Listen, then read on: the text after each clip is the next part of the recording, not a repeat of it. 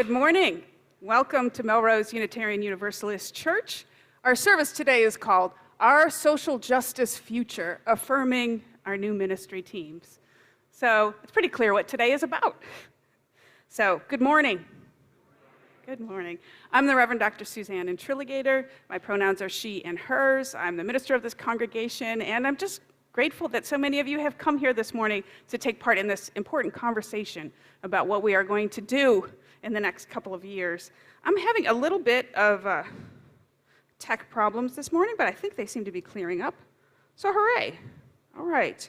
I just want to give you a quick reminder that if you are interested in delving more deeply into our spiritual and worship themes, we have two covenant groups that have formed, and they are still both accepting new members. One meets Thursday mornings once a month, and the other one meets Sunday afternoons. And that Sunday afternoon one is meeting today. It will continue to be a drop-in, so you're welcome to take part, and we will be discussing our themes and generosity. That will happen after the vote in the library, so meet me there if you're interested. Let's see what else. Oh, later today, Melrose Interfaith Clergy Association is hosting an Interfaith Thanksgiving service that will be at 6 p.m. at the Methodist Church on Main Street. Everyone is invited. Next Sunday, we continue our monthly Next Steps experimental worship services that I have called Brunch Church. I think I'm moving that to Fun Church until we find a better name. But once a month, when the kids don't have RE and they're with us the whole time, we're going to be experimenting with our worship format.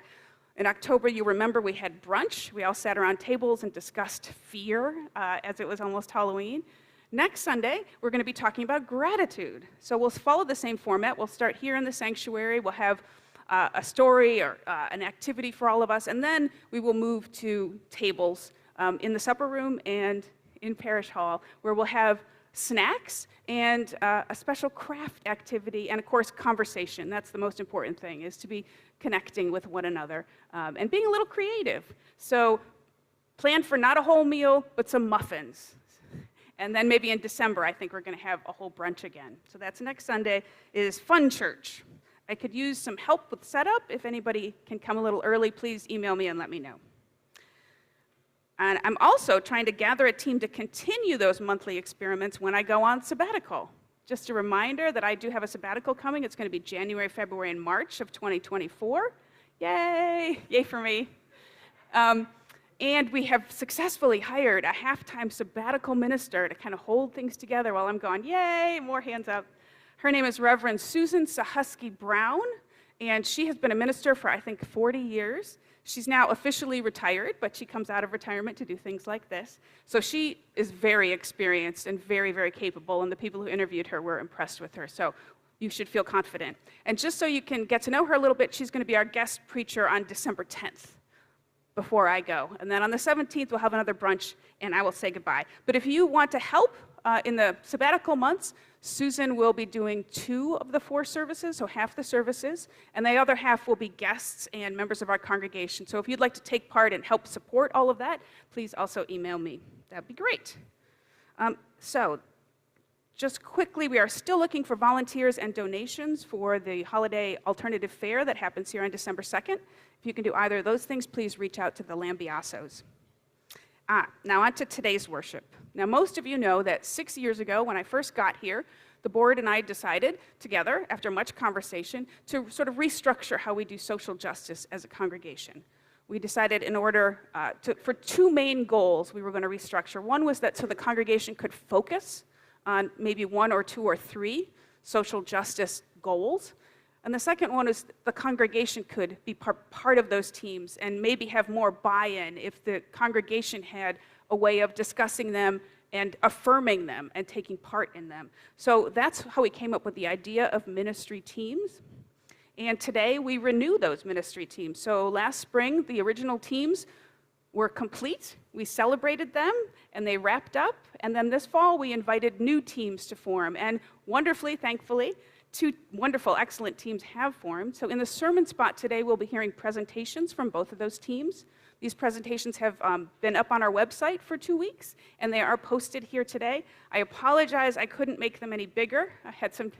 I would love it if you could be able to read them if you hadn't had a chance, but also, feel free to look at your phone and read the proposals now. Again, the teams in the sermon spot today will be presenting on their proposals. Then after worship, after we close with our closing hymn, if you would stay here for a brief Q&A with the teams, if you have any questions, they will be heard and answered. And then we will do our voting. Everybody will get 2 little sticky dots, and you will be able to vote for one team or both teams or neither of them. It's up to you. And then that information and affirmation will be brought to the board. The board will make the final decision on November 30th. Hope that's nice and clear. I look forward to working with these teams. They're both really excellent. I want to thank today's helpers, our usher, Florence, our greeter, Kathy Sang, and our coffee hosts, Dan and Mary Beth Griscom. Thank you very much for your help. And now it's time to welcome each other to worship. Turn around, say hi, shake hands. Let's say hi to the people on Zoom. Hi, people on Zoom. Hi, people on Zoom. You're looking good. You've had your coffee. Oh, look, it's Bob and Phyllis. Hi, Bob and Phyllis. Good to see you. Hi, Jen. Hi, Ann Noonan. Thanks for being with us this morning. So, when we talk about social justice, I always think about Theodore Parker. In the 1840s and 50s, Unitarians in Boston were deeply divided on the issue of slavery. Only a few ministers dared to openly oppose it. Theodore Parker, who happened to grow up on a farm that's just down the road from where I now live, risked his own life and livelihood by physically defending escapees and fugitives and hiding them in his own home. It is said that due to the many death threats he received, he wrote his famous sermons with a loaded pistol on his desk. And yet, he was able to focus and come up with some beautiful ideas that have long outlived him. I call us to worship this morning with these words from the Unitarian minister, Theodore Parker, words that inspired Lincoln and King and Obama, words that still inspire our social justice ministries today. Theodore Parker wrote, "I do not pretend to understand the moral universe. The arc is a long one. My eye reaches but little ways. I cannot calculate the curve and complete the figure by the experience of sight, but I can divine it by conscience. And from what I see, I am sure it bends toward justice." Now we light the symbol of our faith, the flaming chalice. Here to light it for us this morning is the chair of our worship committee and the co-captain of one of our new ministry teams, Karen Gabler.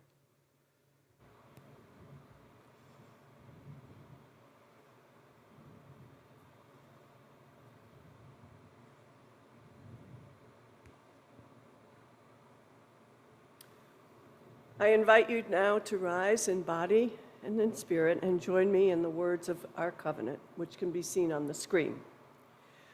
Love is the doctrine of this church, the quest for truth is its sacrament, and service is its prayer. To dwell together in peace, to seek knowledge in freedom, to serve humankind in fellowship, to the end that all shall grow into harmony with the divine. This is our great covenant, one with another and with our God. If everyone would please remain standing and join in our opening hymn. I'm just getting the number for you. Thank you, Bill. It's number 360 in the gray hymnal. Here we have gathered. Lyrics will appear up here, so you don't need to bother with the hymnal.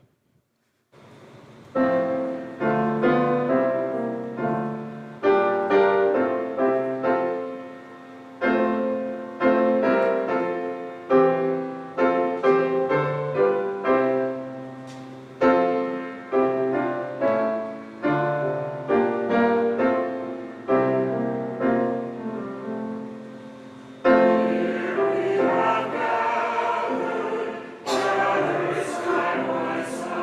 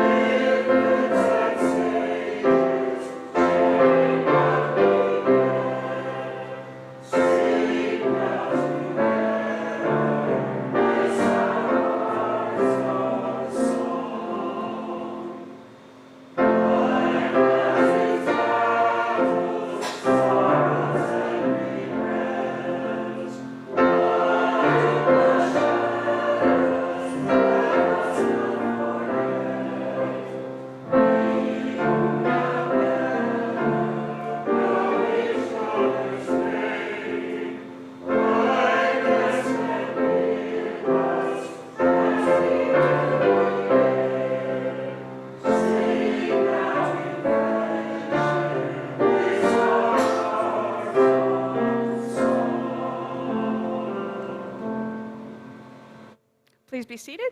Katie has a story for us.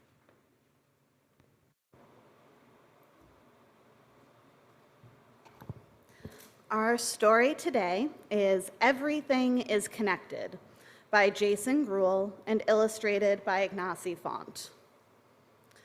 Everything is connected, and since you are part of everything,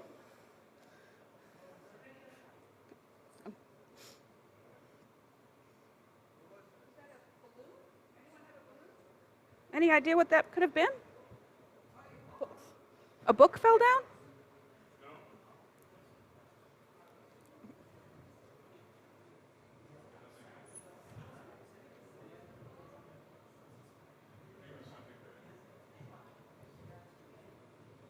We're going to pause for a minute, Katie. Okay. We'll look around a little bit, make sure we're safe, and come back.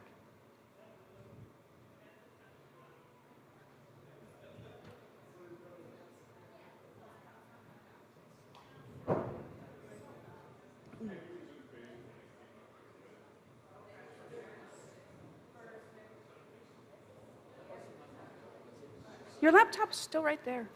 Go ahead.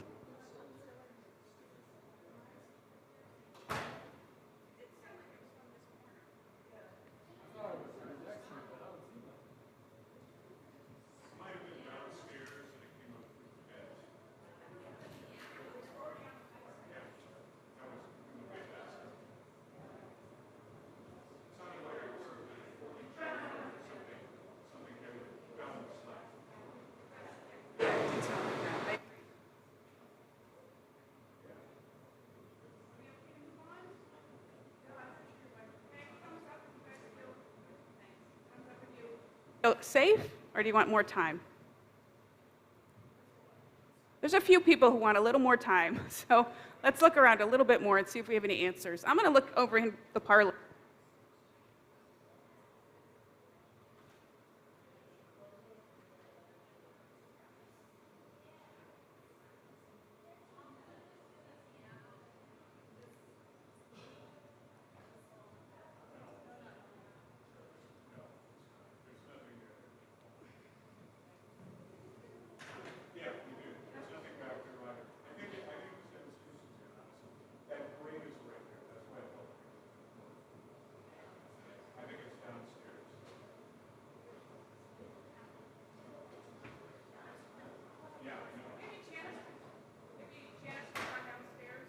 Just have a look?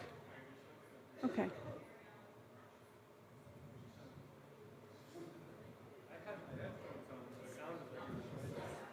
It was really loud.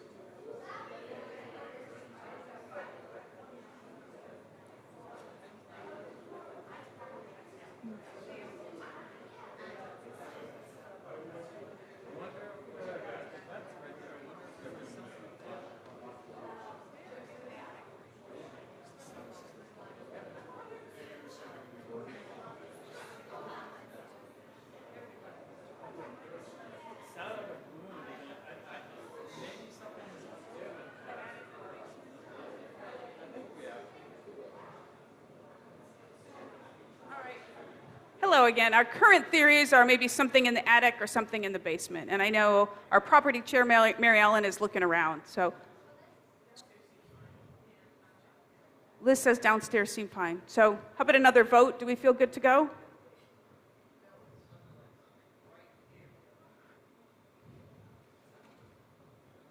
All right. I think we're at a majority. So I'm going to say we'll proceed with worship. If people feel unsafe, feel free to sit in the parlor as well. You can watch on the camera in the parlor, the big projector setup. Okay. Go ahead, Katie. Thank you. I feel like maybe we should all take like a collective deep breath in and out. Okay. Everything is connected. And since you are part of everything, you are connected to everything. You are connected to a human body, to hands and eyeballs, teeth and toes, elbows, a butt, and even a nose, to a heart and some lungs, and a strange-looking stomach, and a brain that's so smart there's no peak it can't summit. But you're not just a body. You're bigger than that. You're connected to people, to everybody, to moms and to dads, to sisters and brothers, uncles and cousins, grandfathers, grandmothers. You're connected to friends and to teachers at school and even to people you don't think are cool. You're connected to people in Denver, in Maine, in Paris and Baghdad, to strangers in Spain.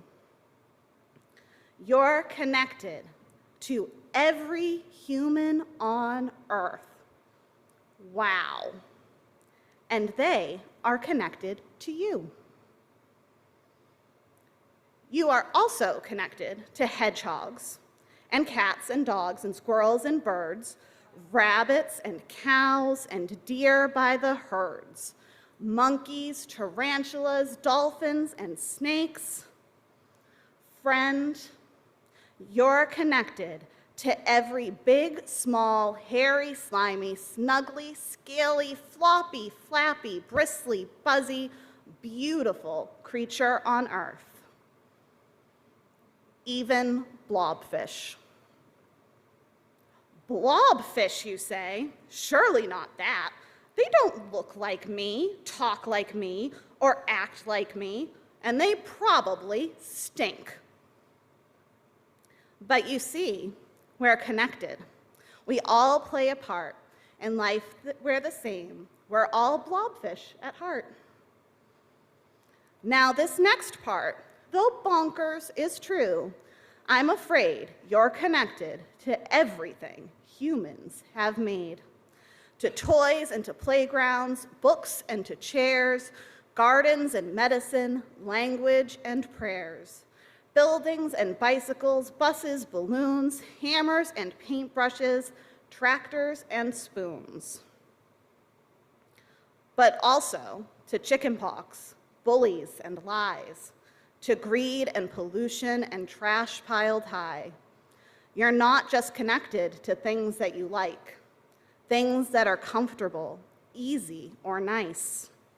As a human, you're part of the everythingness, and sometimes it's scary and a big, ugly mess. But the good news, my dear, is that you are quite powerful. A force that's in everything, timeless and powerful. You're even connected to things you can't see, the invisible world, for at least you and me, to cells, DNA, diseases and death, amoebas and gravities, atoms and breath, to hydrogen, nitrogen, nanobots too. You're connected to them, they're connected to you. You're connected to happy, connected to sad, to the past and the future, to thoughts you have had, to pharaohs, Ben Franklin, T-Rex, ancient Greece, to love and to poverty, hunger and peace. To Jesus and Buddha, Muhammad and Moses.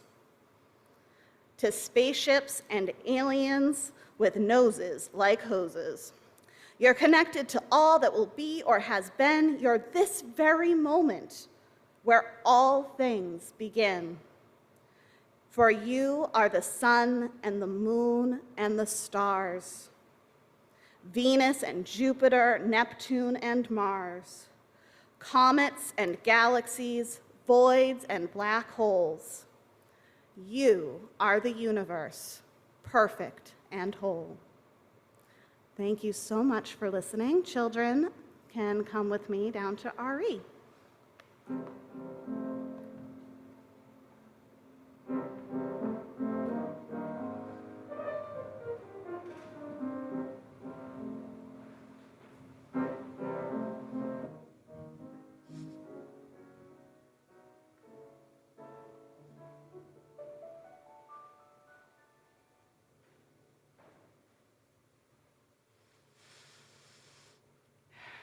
every Sunday in our service, we take time in the center, time together in quiet thought and meditation, a chance to reconnect with our inner selves, our highest goals and ambitions, our sense of the holy, however it is that we each conceive of it. Let's begin this time together by taking a deep breath and relaxing into our seats, feeling our feet on the floor, closing our eyes if we feel comfortable, and continuing to breathe deeply. In this meditation time, first we'll start with our centering song, then we sit for a few minutes of shared quiet, then we speak to one another of our joys and sorrows, and then I will lead a prayer. Our centering song today, and for the whole month of November, when our theme is generosity, is Make Channels for the Streams of Love. It's $2.99 in the gray hymnal, but of course the lyrics will appear here. Please remain seated. Let the song gently carry you to our time of silence.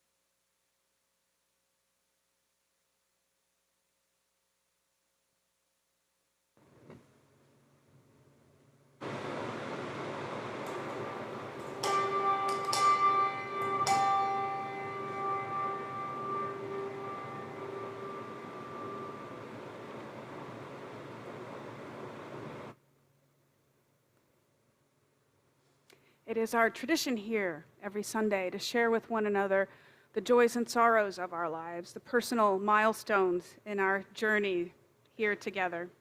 So I invite anyone who has a sorrow to share this morning to come forward, stand with Florence, and speak from the mic so everyone can hear you and see you. I invite the people who are at home on Zoom to type into the chat box, and I will read any sorrows that you share there.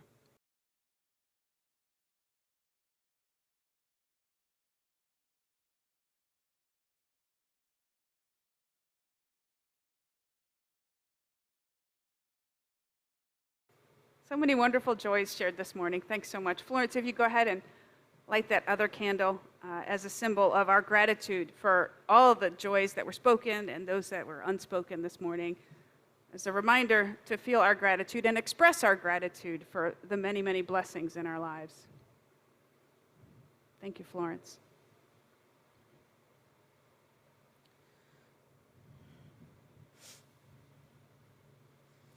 If you would please join me in the spirit of prayer.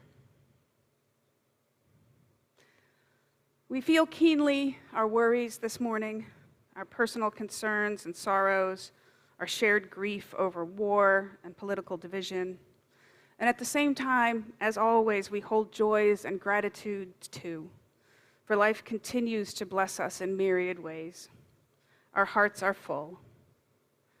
Let us feel all of this, and let us lift it up in the spirit of prayer. May we find in this time peace and strength, inspiration and renewal. I share with you today a prayer based on the words of Reverend Elizabeth Wen, a UU minister who has spent her career organizing and supporting young justice leaders in Boston. God, who is with us in the courtrooms, at the border, in the streets, in the struggle. We do not know for sure if this arc bends towards justice. The great test of our Unitarian Universalist faith is not whether we believe we can bend the arc, but how we are when the bending looks oh so different from what we had expected. When we're met with swear words when we expected songs, when our efforts feel frustrating and hopeless, when we expected to see outcomes. When we've been in this work for 6 years or 6 decades, and we look around at our congregation, our local police, our schools, our prisons, and we have no idea even what justice could look like. Our faith, still and always, teaches us 2 truths. One, that we are always enough, that the great circle of love casts no one out. And 2, that we are all responsible for bending our small piece of the arc, for finding our own racial justice front lines. When we find our front lines, we find not only our hope, but also our most effective action. May the teams we inaugurate here this morning feel our gratitude, support, and kinship. May they help our church to build bridges in our community, and may they help each one of us to find our own front lines, our own most effective action, our own commitment and method of daily, weekly, faithfully bending the moral arc of the universe. Amen.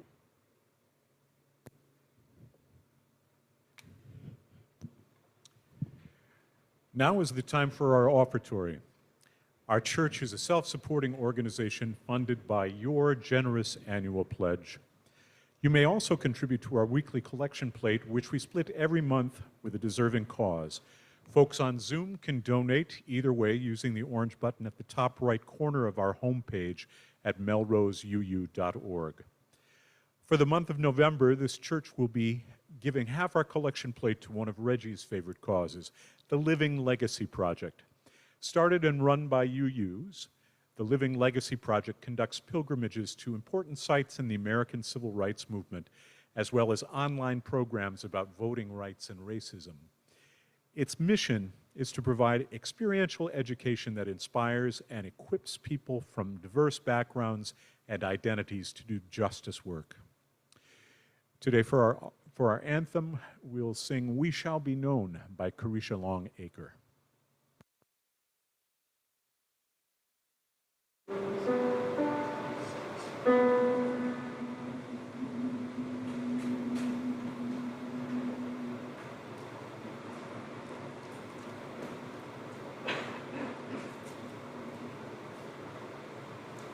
shall be known by the company we keep, by the ones who circle round to tend these fires.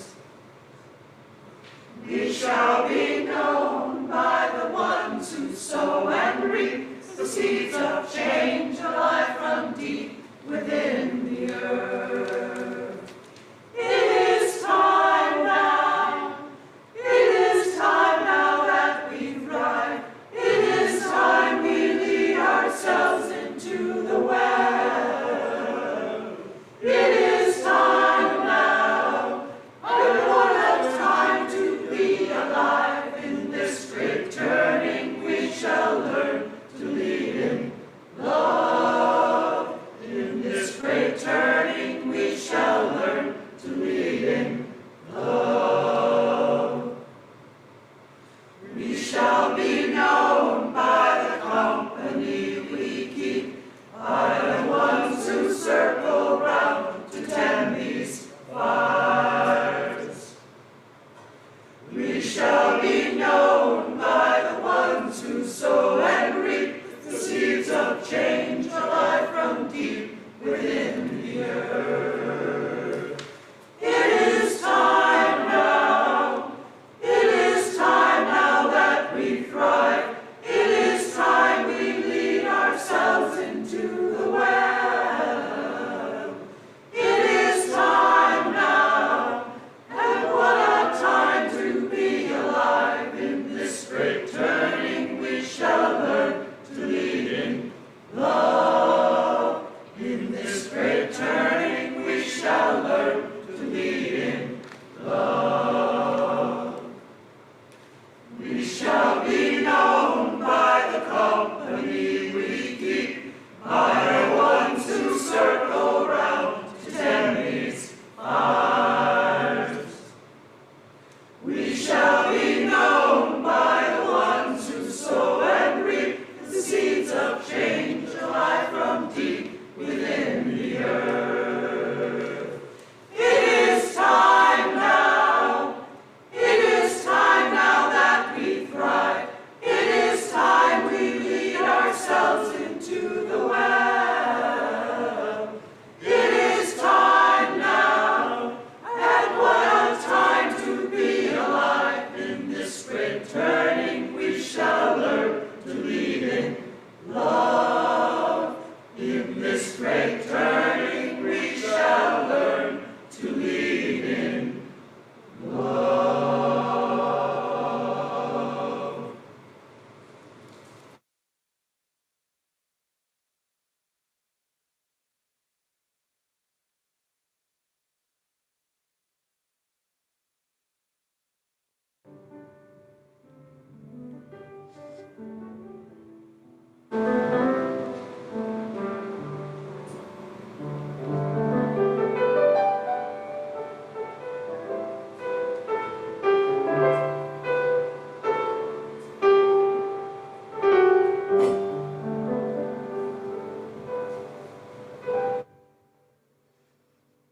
Thank you, choir. That was great.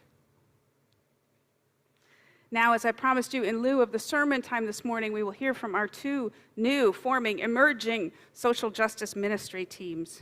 They will present their missions and their goals for you here today, and then after we close the worship service, there will be time for questions and answers, and then we will use some yellow stickies on these proposals here on the wall to vote for them, to affirm them, and you are free to vote for both or only for one, 2 stickies on one, or vote for neither one. That's up to you. And then after that, the board will take that information into consideration, and they will make the final decisions about what we do moving forward in terms of social justice. So I'd like to begin with our new anti-racism ministry team. If the members of the teams would please come forward and stand here where the choir stands, and then if presenters would please speak from the pulpit into the mic. Thank you.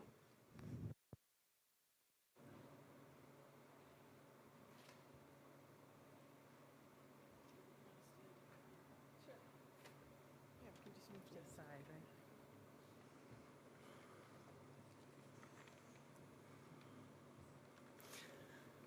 Good morning. My name is Paula Morose, for people that don't know me. Can you hear me okay?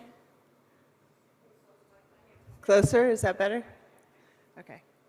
So the mission of the anti-racism team. The MUUC anti-racism team aims to continue the work of the previous anti-racism team by educating and inspiring our congregation toward becoming actively anti-racist in its culture, practice, activism, and community engagement. We aim to work together to help change the paradigm of white dominance to a multicultural paradigm. Hi, my name is Karen Gabler, and I want to just give you a little bit of how this evolved, this particular team.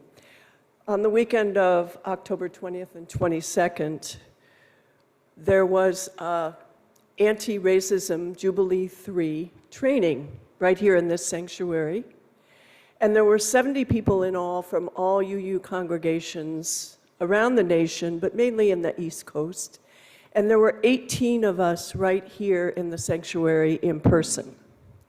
The 3 African-American facilitators were on Zoom. So the 18 of us and about 8 other people from other UUs in the area attended in person. In one way or another, all of us were changed by this training. And so the work that we're presenting today evolved out of that.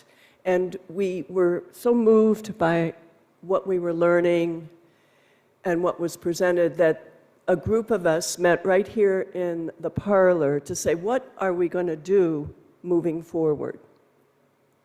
So these are the ideas or possibilities that we came up with in that meeting.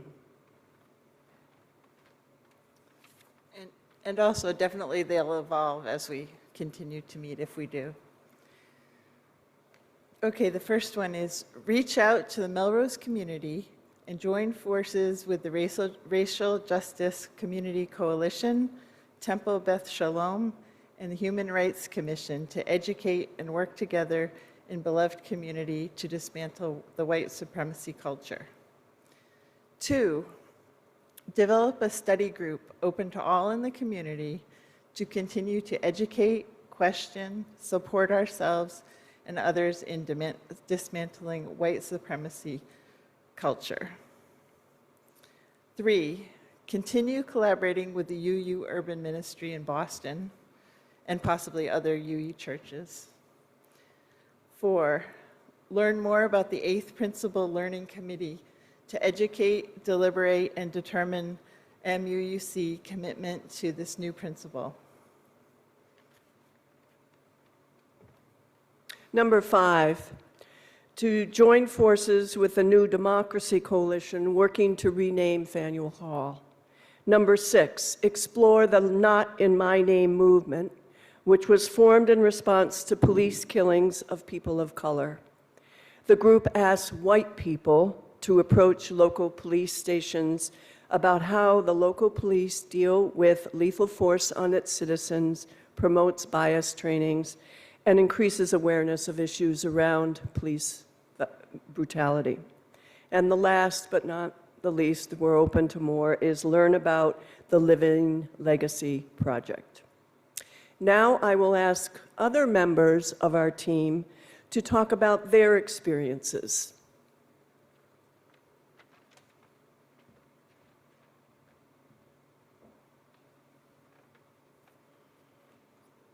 Hello, I'm Paul Belfonte, and I participated in the Jubilee 3, and one of the things that really struck me that led to our defining the study group as one of our goals is that there's a need to learn more about the origins and manifestations of systemic racism in this country.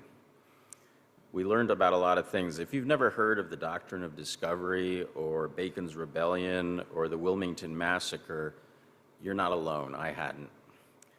But they're really important events to understand the history, the manifestations and the foundations that led sometimes hundreds of years before even the establishment of slavery in this country to the systems that we have in place now. So the study group will be an opportunity to dig into key events that lead up to our current situation and that continue to support a culture of white supremacy and systemic racism.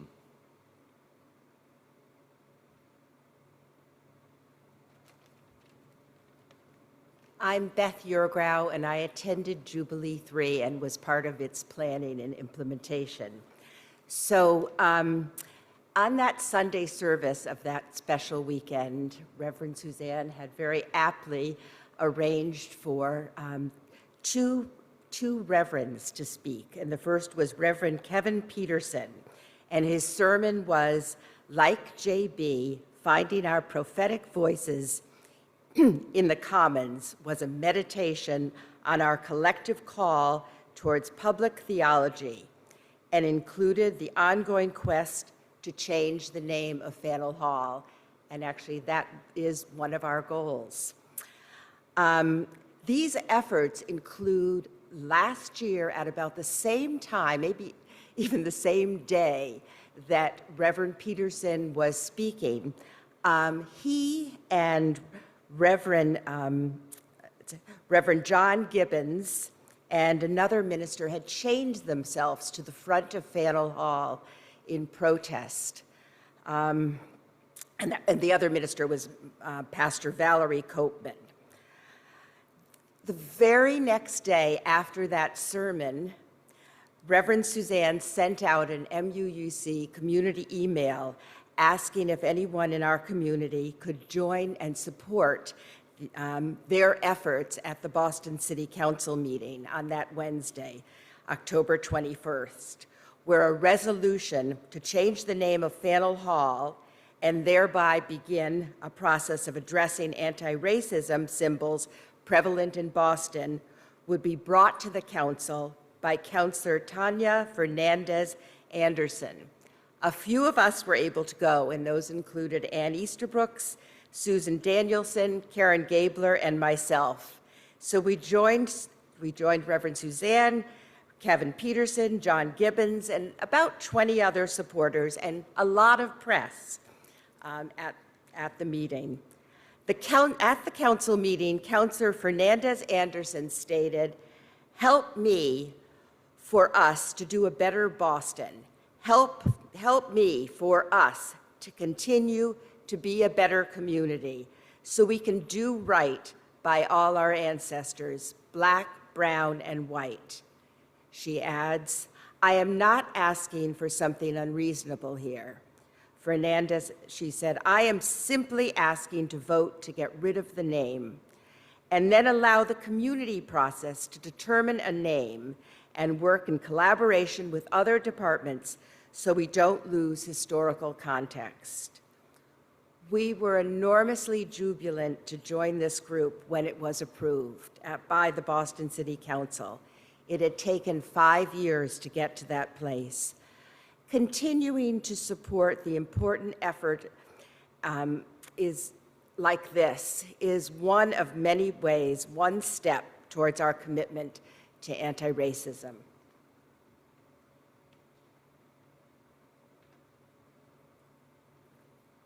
Hi, I'm Ann Easterbrooks, and I also attended the Jubilee 3 training. And I was one of the people who was at the Boston City Council meeting, so just have a brief reflection about that.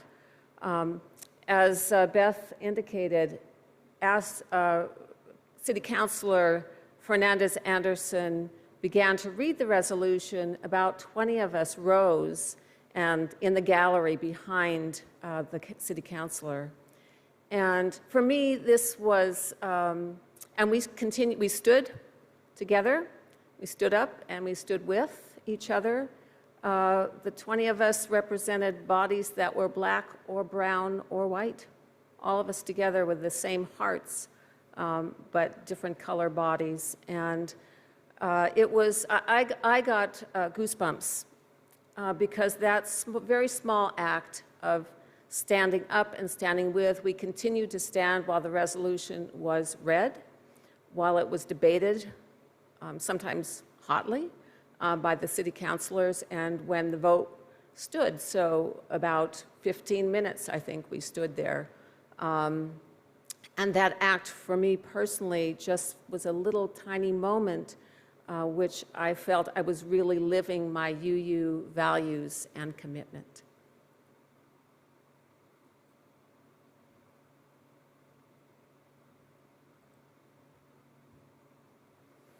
And I'm representing Josh Shortledge. He's away this weekend, and he asked me to share with you an idea he's been working on in our goal of collaborating with the UU Urban Ministry in Boston. So Josh has the idea and putting a proposal. He's going to meet with the executive director, and he has a proposal to put forward to help the UU ministry or sanctuary in Boston to have the technology like we do for video and recording. And he's reached out to Dan Griscom, who has given them the blueprint for how we did it as a church.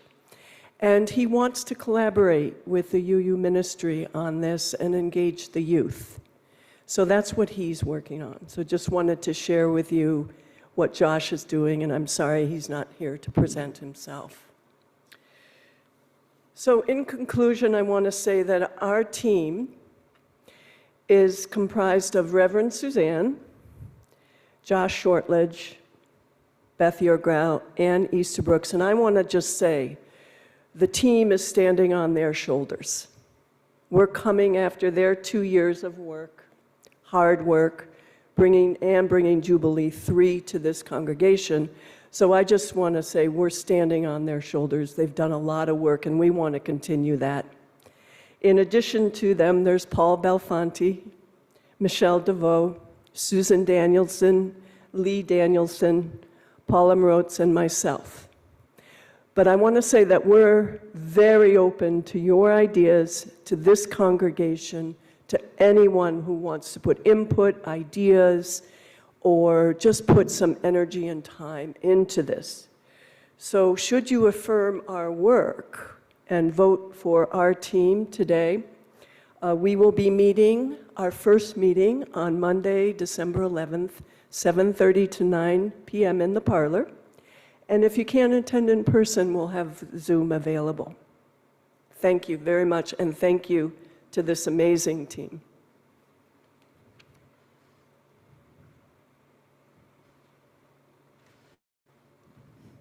Thank you, anti-racism team. That was fabulous. Thank you so much. I noticed because of our little noise interruption this morning, we're running a little bit late. I asked for your patience because the climate team also has a wonderful proposal. I call them all forward now, and just remind everyone there'll be time for questions and answers afterward, just before we vote. All right, climate team, thank you.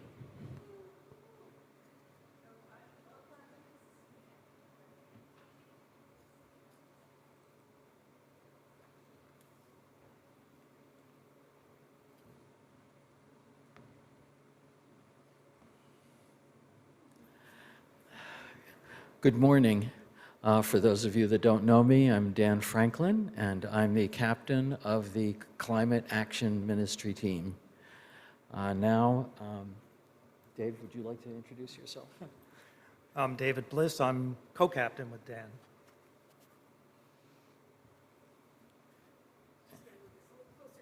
Oh, thank you.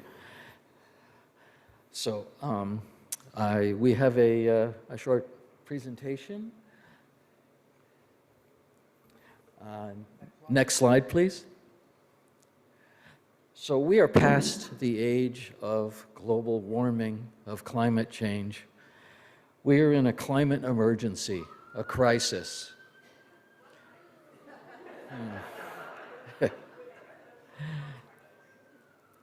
So many unprecedented disasters have happened, even just this year. Wildfires, floods, hurricanes, droughts. It's estimated now that there has been a $1 billion disaster every 3 weeks on average just this year. And it will only get worse unless we act. Next slide, Bill. we aim to inspire our congregation to work on the climate crisis. Together, we will educate and learn about the steps needed for rapid change. We want to assess and reduce our carbon footprint, partner with other organizations. This is a massive job, and there are many other organizations working on it, particularly local organizations, and work for environmental justice for all. Next slide, please. Our main goals are these: to educate members of the congregation and the community about climate change and what needs to be done to mitigate impacts from both local and global changes, to help members of the congregation choose how each of us can best work towards reversing climate change, to partner with other churches and nonprofits, and to lead the church congregation and building to become a net zero carbon facility. Next slide, please. There are many ways we can help to combat climate change and stave off the worst effects, even now. We want to be catalysts and facilitators to help everyone contribute. We'll start with a conversation. We will survey the whole congregation to find out where people are, how they would like to contribute, and what can be done, and how we can help them, and what they'd like to learn about the whole process. This will inform our next steps based on the survey, so that as a congregation we can make choices about the activities we undertake, because there are many possibilities. Next slide, please.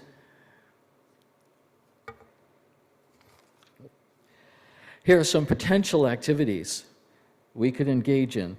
There are so many ways to get involved as an individual and as a member of a group, from individual to community to the state level to the federal level. There are many ways that we can do it. Here are some home activities.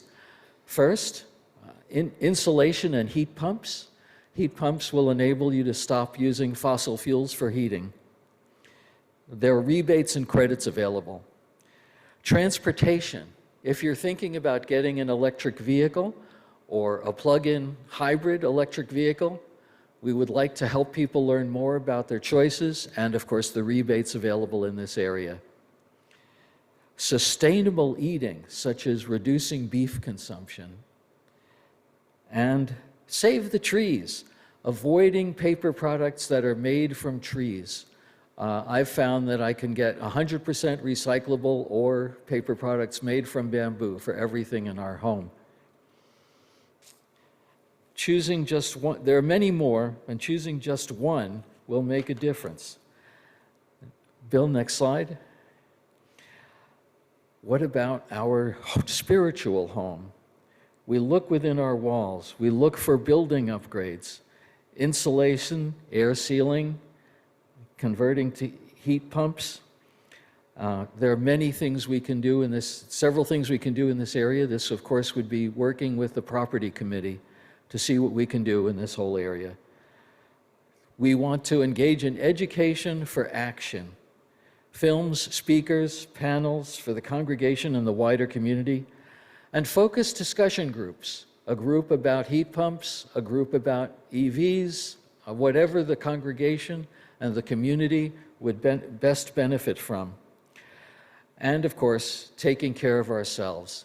In addition to bringing in climate change into our services, we also plan to hold climate grief worship sessions at a different time for those of us who understand the severity of the crisis and need to work through our feelings.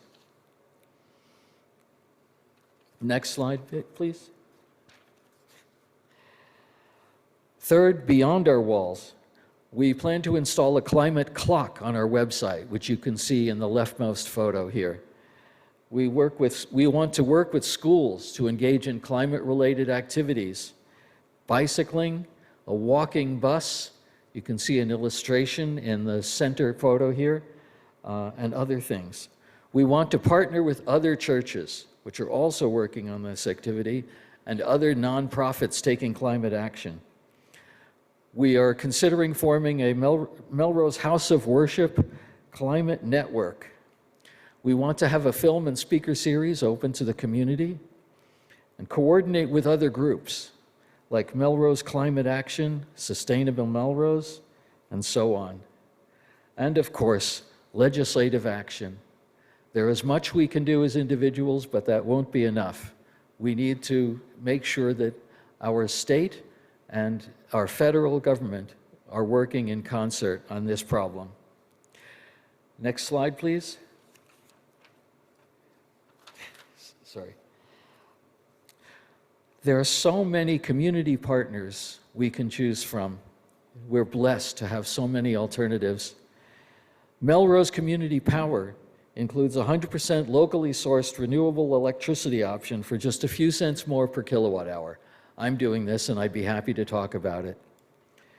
Melrose Climate Action has a unique interactive website. You can go to this website and see what alternative activities there are and choose which path you want to follow. And Sustainable Melrose is an umbrella organization that includes many local Melrose organizations, including, I noticed, our Green Sanctuary Committee, already listed there. And the City of Melrose has a detailed net zero action plan that provides a roadmap to net zero by 2050. Next slide, please. We've come together for political action before, and we can again. On the left, you see a photo from the enormous climate action protest back in 2019. More recently, David Bliss and I went down to New York City for the March on Climate, and now, as you see on the right, Nancy Free and I are participating in the standout at the State House to get Governor Healy to fulfill her campaign pledge to stop new fossil fuel construction, infrastructure construction. And more will be needed. Thank you. Thank you, Dan. Next slide.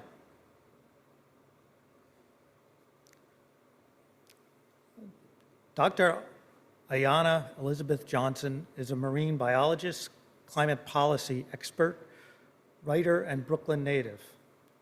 The following is quoted from her TED Talk, How to Find Joy in Climate Action, which inspired the climate action team to share her thoughts with you today.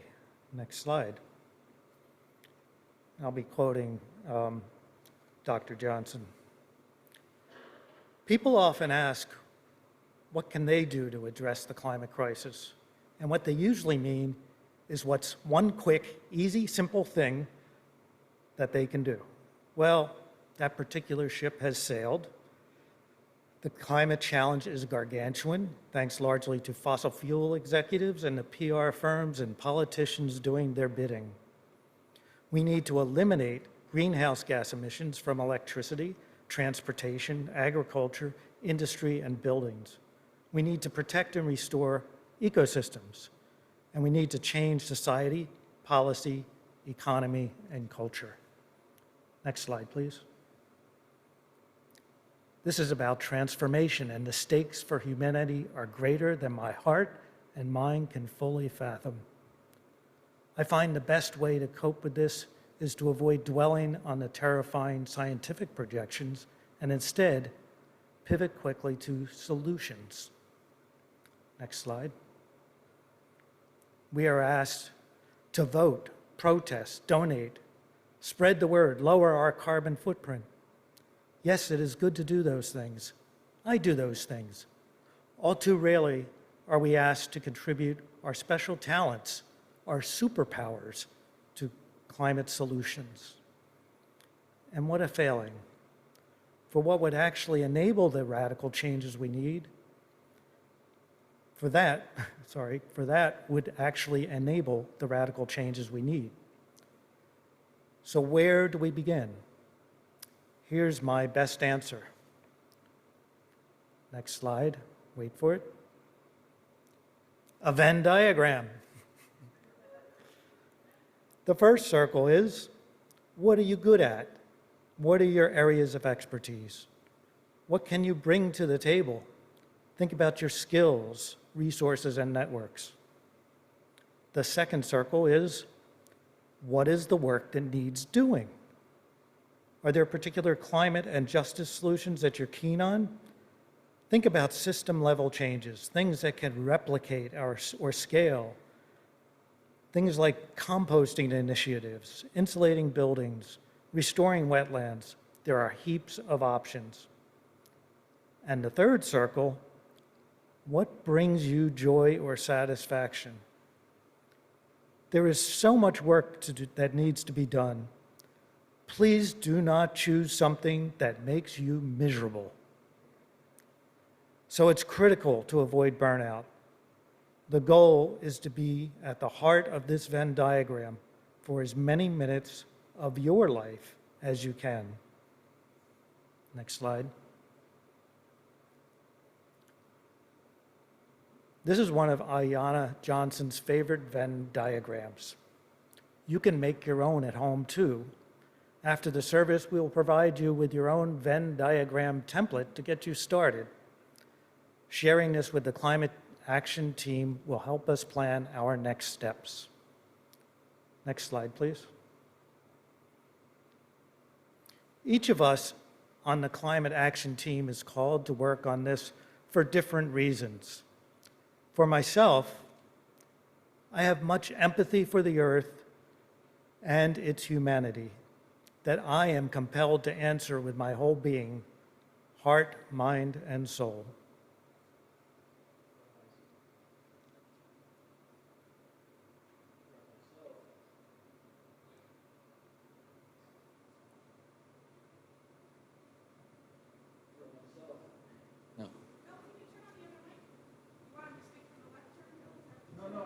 It's on now? For Bill- myself, Oh, okay, thanks. I am called to work on this in order to provide and maintain a habitable earth for all our descendants. I am passionate about nature. Future generations cannot do the work to ensure that they can experience the same planet and nature that we love. That work must be done now. It's up to us to do it. I do this for future generations of plants and animals, including human animals, so that they can exist and also enjoy the wonders of the natural world. We've talked about there being a crisis here, and I think just about everybody in this room probably agrees that we're in trouble. We're the reason. You know, somebody famous said, I've met the enemy and it's us. The animals, the insects, the plants, they can't fix this. It is up to us to do what we can do from any level of a scale to try to mitigate what's going on and try to restore things to where they were, trying to approximate where we were, you know, prior to this time.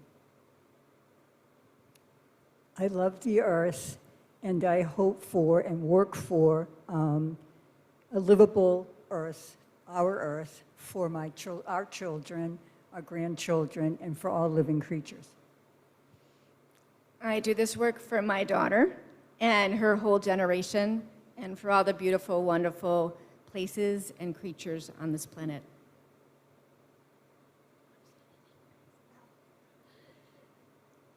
I feel blessed and privileged to have this earth, this beautiful earth as my home. I think with privilege comes responsibility, and I feel responsible to help care for and protect the earth. Thank you. Next slide. What is your calling? When we engage with individuals and groups, there is nothing we cannot do. I want to thank all the members of the Climate Action Team, not all of who are here today. And we'll take your questions later. Thank you. Wow, that was two wonderful, wonderful, excellent, detailed presentations. Our gratitude goes out to both teams. There is no one or the other, right? Both can be chosen, that's right.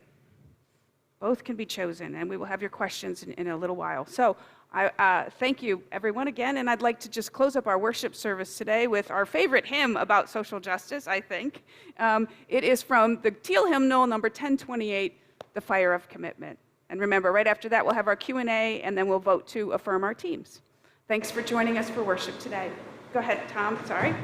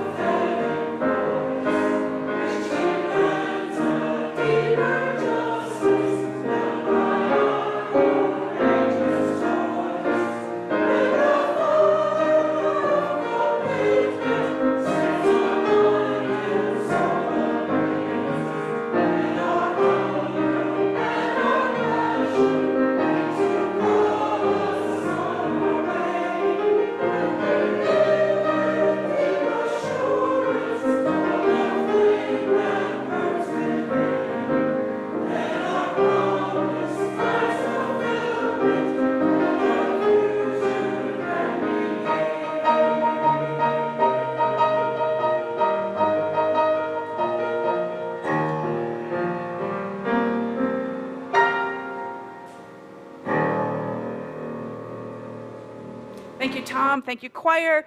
Please, if you would, remain standing and join me, please, in our chalice extinguishing words. We extinguish the flame, but not the light of truth, the warmth of community, or the fire of commitment.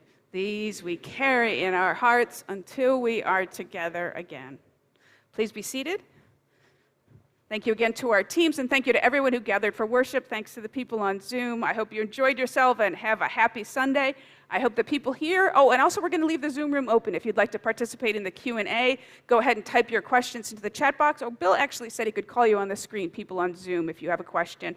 And I hand over now to the board, who are going to lead our question and answer and voting session.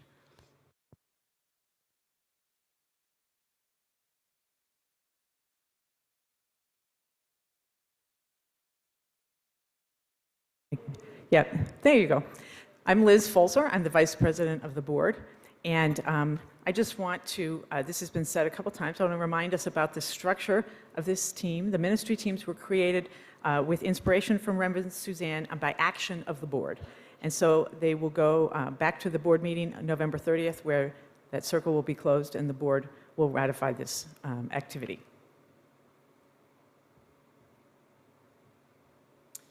Hi, I'm Gretchen Locke. I'm the clerk of the board, and I just wanted to give a quick reminder about how this is different from a congregational meeting, which you may have attended. Those require formal notices and quorums and determining eligibility for voting. We don't need to do that today. Today we're here basically for a public opinion poll.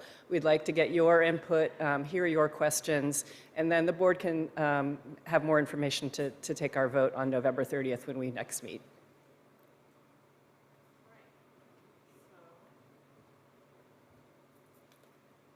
So right now, we would like to take any questions that anyone has for the two ministry teams. If you have a question, please come forward and use one of the microphones, then the people on Zoom can see and hear you as well. Either one. Tap it, just make sure it's on. And you're going to invite the captains up too to answer the question? Yeah, sure. Go Okay. ahead, ask your question. It's a question for the anti-racism team.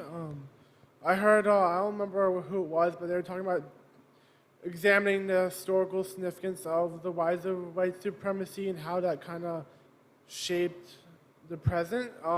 What work will you do in like examining different events? Like, will you work with some Melrose Historical Society, the Boston Historical Society? What kind of organizations how are you planning to dive deeper into that?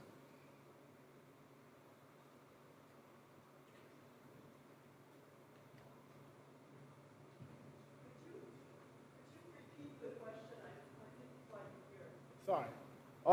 So one of your members had brought up diving deeper into the historical impacts of and the causes of white supremacy in our country and what kind of led to it.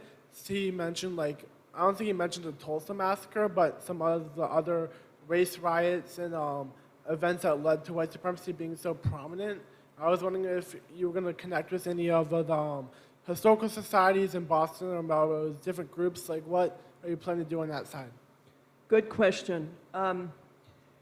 We came out of it realizing how little we knew about the doctrine and the Bacon Rebellion and the massacre. So we would start a study group, and I think you have a good idea to speak with the Historical Commission. I think that is a very good idea. We hadn't thought of that. So I think that's something that we could look into.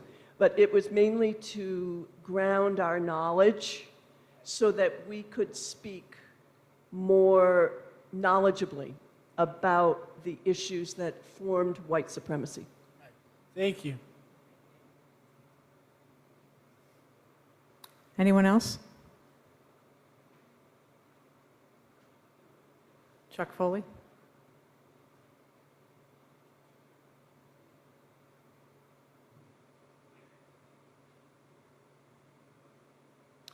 Hi, Chuck Foley. This is a question for both ministry teams, I believe. And firstly, let me thank you for your presentations. I really appreciate the effort that went into them and the commitment, and I'm really looking forward to how our church will do both of these aspects of social justice work. But my specific question is, I didn't hear, I don't think in the presentations, can you describe how you will communicate with the congregation? For example, attending the council and having reports to the council that would be available. Also through midweek updates, pages on our church website. Those are just some examples, but I would like to hear the commitment and the intention from both teams on that front. Thank you.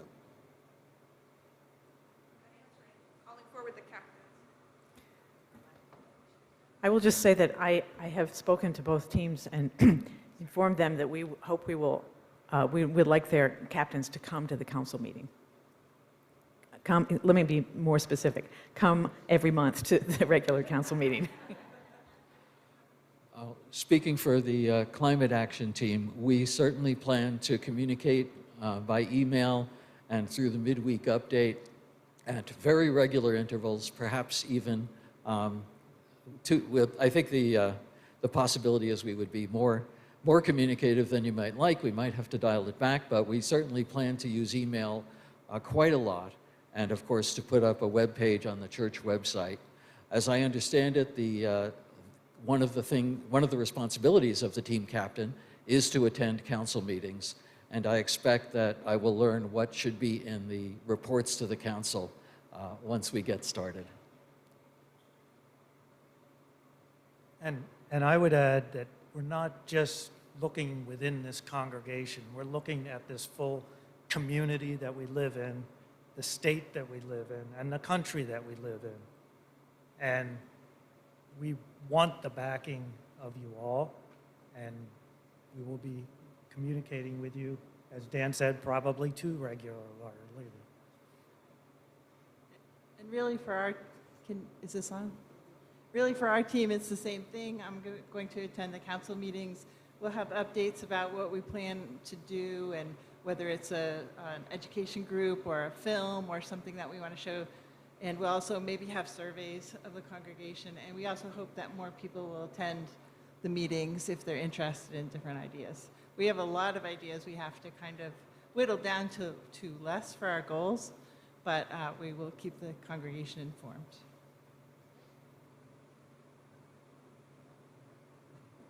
I just wanted to say to the people on Zoom, if you have a question, go ahead and type speak into the chat box and we'll call on you and we'll put you up on the screen, or you could just type it and I'll read it for you. Anybody else have more questions?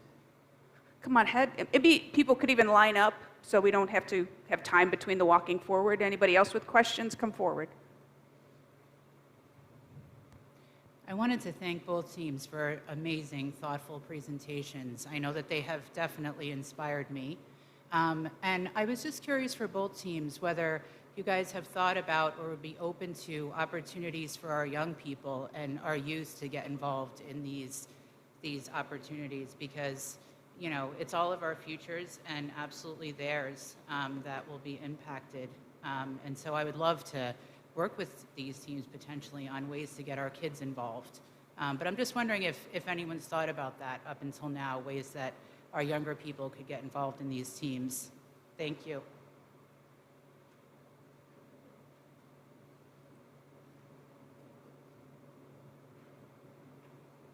So we already have a member that is a young woman that is going to be with us, and she's hoping to bring some of her friends from school to get them involved.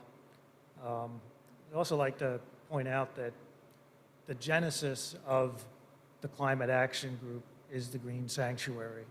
And for years, we have been working with the youth, bringing people on field trips, building structures of Henry Thoreau's house out front. So we're going to continue that commitment. And the youth are really the people that are going to inherit this world. And so they will be there with us. Thank you. I think, Florence, you've brought up a good point. And as I told you, Josh will be working with the youth, try to bring in the youth from the urban UU, so maybe our youth could join in that endeavor, but also Paula had. Also, when we have presentations of films and everything, we hope to have all ages present to come view a film and discuss it.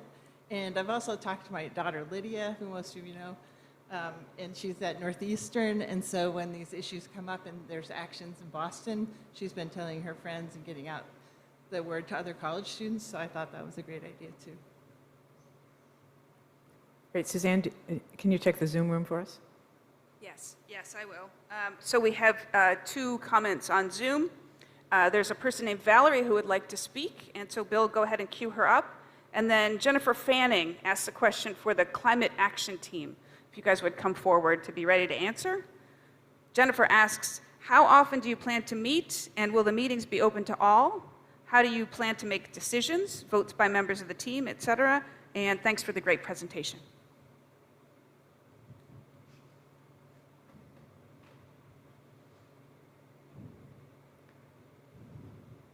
I'm thinking I'm thinking Robert's Rules of Orders, right, to begin with, but no. Seriously, everyone is, of course, invited to join us for our meetings. We will publicize them and open them to all. Is there more to that? I've been thinking that we would have monthly meetings and also extensive communication asynchronously by email within the team, and of course communicating with the rest of the congregation as well. In terms of governance, we haven't really thought about that. I imagine that we'll be doing that by consensus within the team, and of course we are going to be guided by the wishes and the direction that the congregation provides to us through surveys and any other thoughts you might have about the ways we can go and the ways we can help you to solve this problem. Yeah, and that guided by you is really important, because without your voice at the table, we can't move forward. It's just, you know, the congregation has to come forward and support. I'm having a little bit of difficulty with Valerie. My connection ended. She says, look to my comments above, but I don't have the comment above.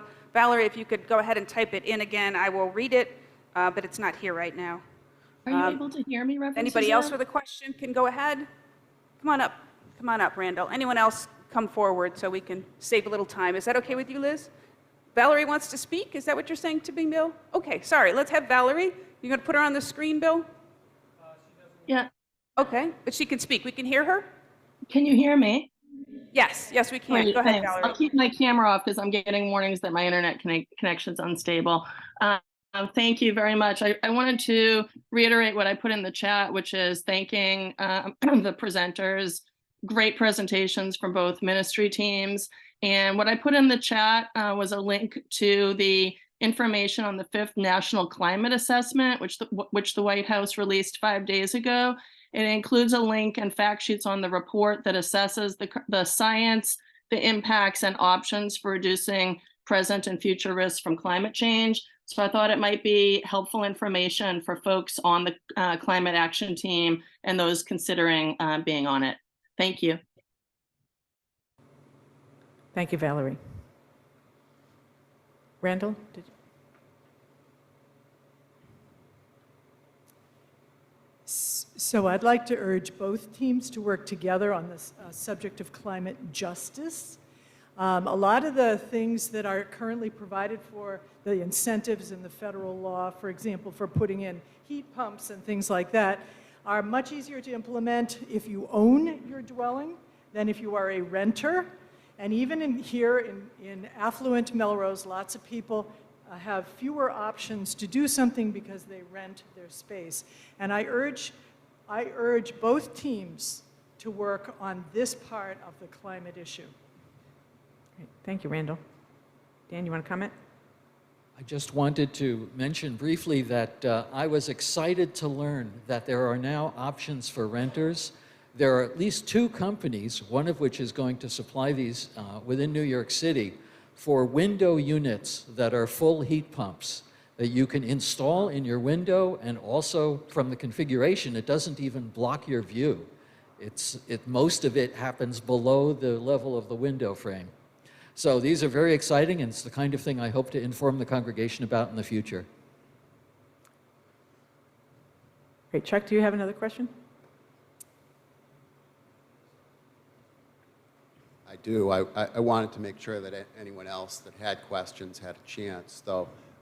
My question, again, part of it, I guess, is a general one for both teams, and that is, I'd be interested to know your thoughts, if any, about integrating with next steps.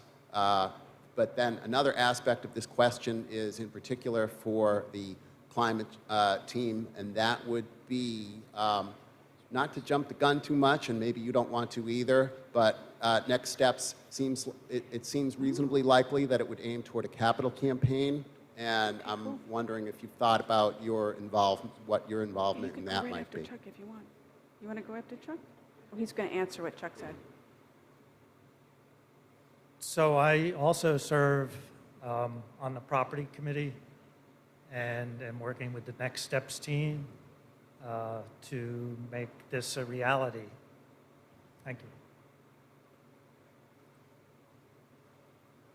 If I could make a quick interjection, Jerry Moreau's figured out what the sound was. There's a vent there that goes up to the organ, so stuff that happens up there you can hear very well, and there's a door that fell down.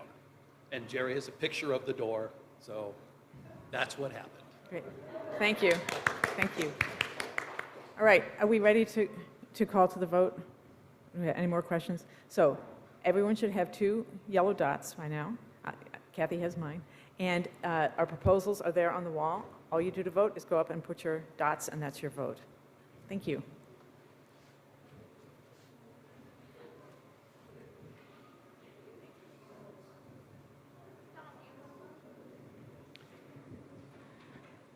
Do people on Zoom have a way to vote?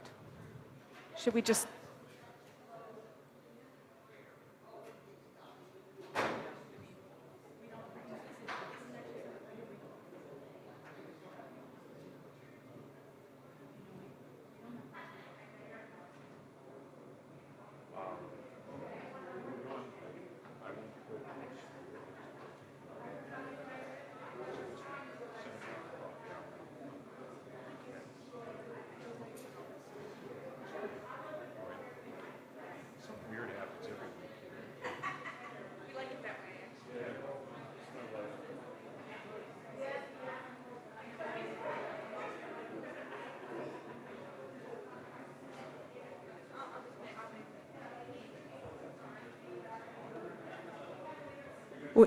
When you're done voting, please feel free to proceed right to coffee hour.